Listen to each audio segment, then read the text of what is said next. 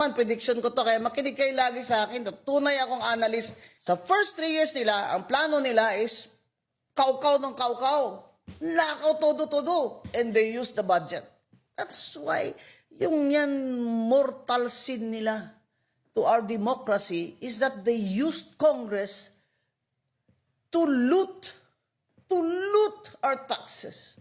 Mortal sin yan.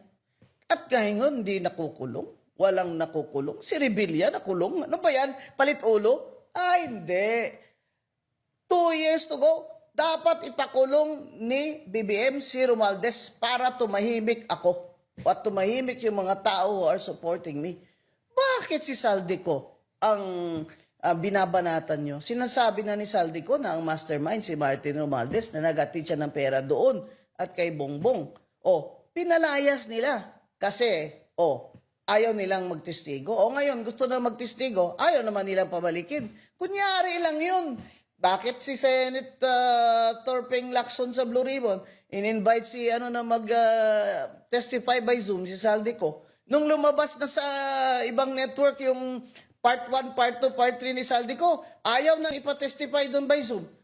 Ano ba talaga, Senator, ang rules dyan sa Blue Ribbon Committee? Dapat what is good for the goose is good for the gander. Di ba? Ganun lagi mga Inglesero. Bakit naman ganun? Dapat pinatestify nyo na.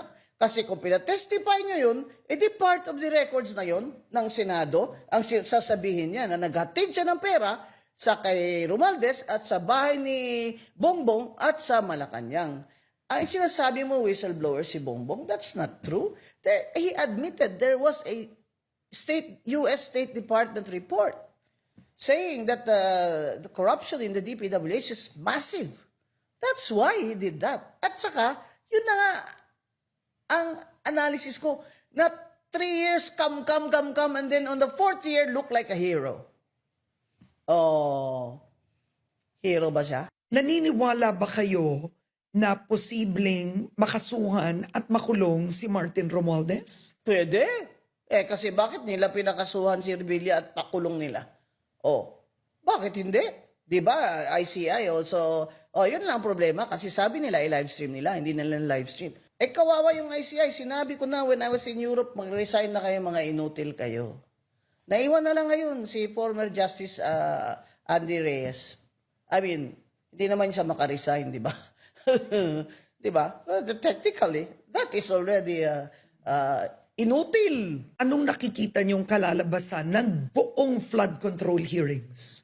Ang hearings na yun ng ICI, it was done to pacify us. That's why I said in the first place, ano yung ICI na yan? Si Bongbong din naman nag-appoint dyan. Siya naman namili ng mga tao. Sino una nag-resign? Di ba? Yung accountant? Yung accountant nag-resign Di ba? Ngayon, si Justice Reyes na lang naiwan. Because, how can I believe na yan? Kung si Justice Davide kaya nilagay mo doon, baka maniwala pa ako. Di ba? I'm nothing against Justice Reyes. Pero alam ko naman na former ES Bersamin also partly chose the members there. Di ba? At tapos nadawit siya, si ES Bersamin, Chief Justice, nag-resign siya. Kasi gagawin siya sangkalan. Di ba? Chopping board. Yeah, it's falling di ba? The boat is sinking. But diba? what are you seeing? May maganda bang kalalabasan lahat ito? Some people see reforms, something positive. Sabi nga, at ni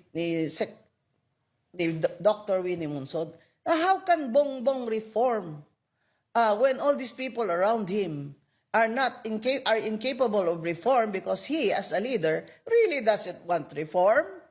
Bongbong Marcos ran on the unity chu-chu-chu with Sara Duterte. That's why he won.